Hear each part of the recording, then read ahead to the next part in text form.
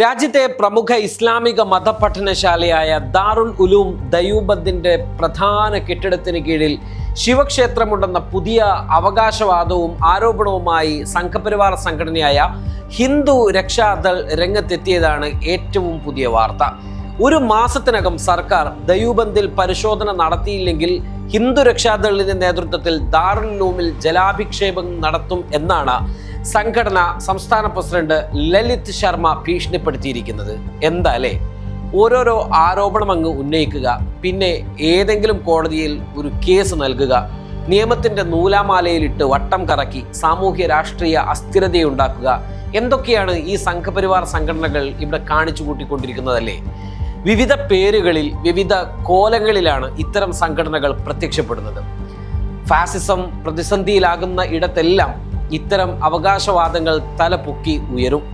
രാമജന്മഭൂമി അഴിമതി വിവാദത്തിൽ നിന്നും ശ്രദ്ധ തിരിക്കാനും അതുവഴി വലിയ കോളിളക്കമൊക്കെ ഉണ്ടാക്കുവാനുമൊക്കെയാണ് ഇപ്പോഴുള്ള ഈ ഒരു പരിശ്രമം എന്ന് സംശയിച്ചാലും അതിൽ തെറ്റില്ല.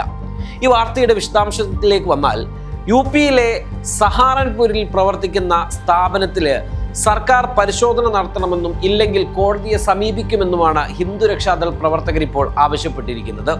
സമയബന്ധിതമായി അന്വേഷണം പൂർത്തിയാക്കണമെന്നാവശ്യപ്പെട്ട് സംഘടനാ ജില്ലാ ഭരണകൂടത്തിന് ഇപ്പോൾ പരാതിയും നൽകി. വിഷയത്തിൽ നേരത്തെ പരാതി നൽകിയിരുന്നുവെങ്കിലും നടപടിയെടുത്തില്ല. ഒരു മാസത്തിനകം പരിശോധന നടത്തിയില്ലെങ്കിൽ ഹിന്ദു രക്ഷാദളിന്റെ നേതൃത്വത്തിൽ ദാറുൽ ഉലൂം ദയൂബന്ദിലേക്ക് ജലാഭിഷേകം നടത്തുമെന്നാണ് ഇപ്പോൾ സംഘടനയുടെ സംസ്ഥാന പ്രസിഡന്റ് പറഞ്ഞിരിക്കുന്നത്. ചടങ്ങിനായി ശിവഭക്തരുടെ നേതൃത്വത്തിൽ ഹരിദ്വാറിൽ നിന്ന് ഗംഗാജലം കൊണ്ടുവരുമെന്നും ഏത് നടപടിയും നേരിടാൻ തയ്യാറാണ് എന്നും ലളിത് ശർമ്മ പറയുന്നുണ്ട്. ശിവക്ഷേത്രവുമായി ബന്ധപ്പെട്ട് തങ്ങളുടെ പക്കൽ തെളിവുണ്ടെന്നും ശർമ്മ അവകാശപ്പെട്ടു. എന്നാൽ മാധ്യമങ്ങൾക്ക് മുന്നിൽ തെളിവ് ഹാജരാക്കാൻ സാധിക്കില്ല എന്നും വേണമെങ്കിൽ കോടതിയിൽ തെളിയിക്കുമെന്നുമാണ് ശർമ്മ പറയുന്നത്. ജില്ലാ ഭരണകൂടം വിഷയത്തിൽ ഇടപെട്ടിട്ടില്ലെങ്കിൽ കോടതിയിൽ പൊതു താൽപര്യ ഹർജി സമർപ്പിക്കാനും സംഘടനയുടെ നീക്കമുണ്ട്. ഇതോടെ പുതിയ തർക്കം ഉണ്ടാക്കിയെടുത്തിരിക്കുകയാണ്, ഉയർന്നു വന്നിരിക്കുകയാണ്. ആദ്യമൊന്നുമല്ലല്ലോ സംഘപരിവാർ സംഘടനകൾ ഇത്തരം നീക്കങ്ങൾ നടത്തുന്നത്.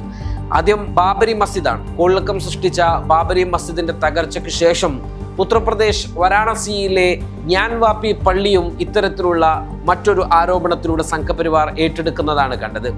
ഏറ്റവും പ്രധാനപ്പെട്ടതും നിലവിൽ നിയമപോരാട്ടം നടക്കുന്നതുമായ ഒരു കേസ് കൂടിയാണ് ഇത്. കാശി വിശ്വനാഥ ക്ഷേത്രത്തിന്റെ ഒരു ഭാഗം തകർത്താണ് ഔറംഗസേബിന്റെ കാലത്ത് ജ്ഞാൻവാപ്പി പള്ളി നിർമ്മിച്ചതെന്നാണ് ഹിന്ദുത്വ സംഘടനകളുടെ അവകാശവാദം.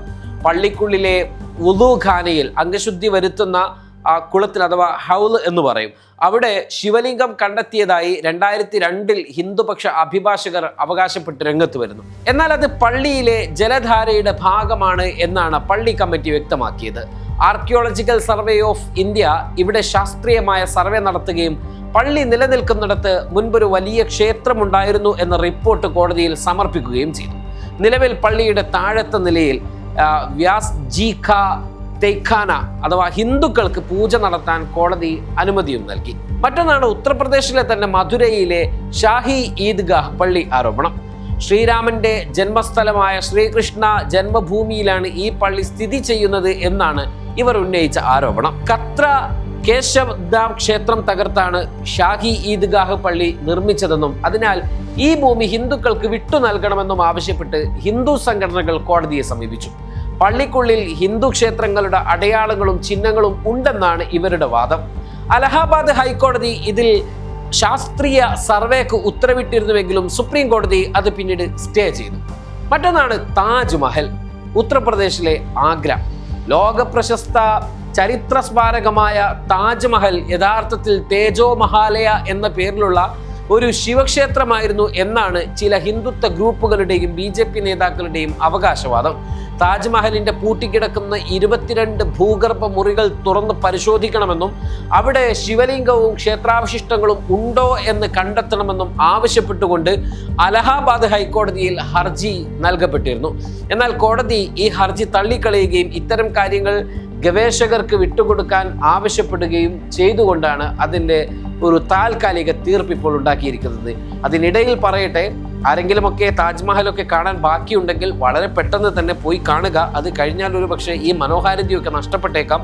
കാരണം ആ രീതിയിലാണ് കാര്യങ്ങളുടെ പോക്ക്.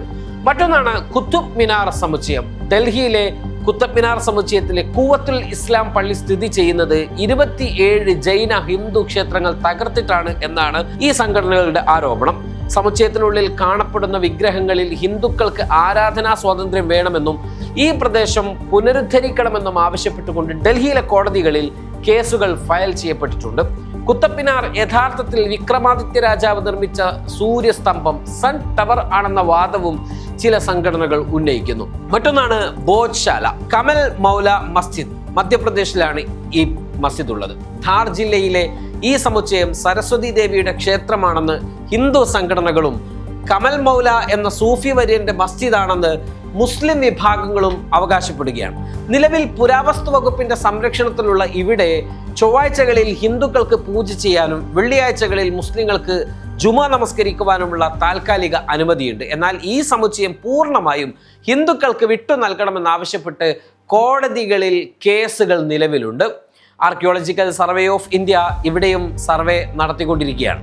മറ്റൊന്നാണ് കർണാടകയിലെ ശ്രീരംഗപട്ടണത്തിലുള്ള ജാമ്യ മസ്ജിദ്. ടിപ്പു സുൽത്താന്റെ കാലത്ത് നിർമ്മിച്ച ഈ പള്ളി മൂടലവാതിലോ ആഞ്ജനേയ സ്വാമി അഥവാ ഹനുമാൻ ക്ഷേത്രം തകർത്താണ് നിർമ്മിച്ചത് എന്നാണ് ആരോപണം. നരേന്ദ്രമോദി വിചാർ മഞ്ച്, പ്രധാനമന്ത്രിയുടെ പേരിൽ പോലും സംഘടനകൾ പ്രത്യക്ഷപ്പെടുകയാണ്. നരേന്ദ്രമോദി വിചാർ മഞ്ച് പോലുള്ള സംഘടനകൾ ഇതിന് ഈ അവകാശവാദവുമായി രംഗത്ത് വരികയാണ്.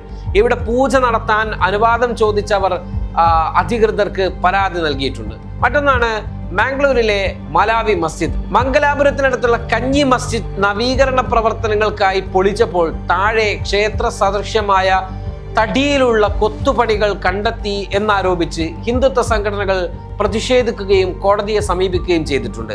ഇത്തരത്തിൽ ഒരുപാട് സ്ഥലങ്ങളിൽ ഒരുപാട് ചെറിയ ചെറിയ പള്ളികൾ ഉൾപ്പെടെ ഈ പട്ടികയിലേക്ക് വരികയും ചിലതൊക്കെയും ഇവർ അന്യാധീനമായി കോടതി ഉത്തരവുണ്ടായിട്ട് പോലും പൊളിച്ചു നീക്കുകയും ഒക്കെ ചെയ്തിട്ടുണ്ട്.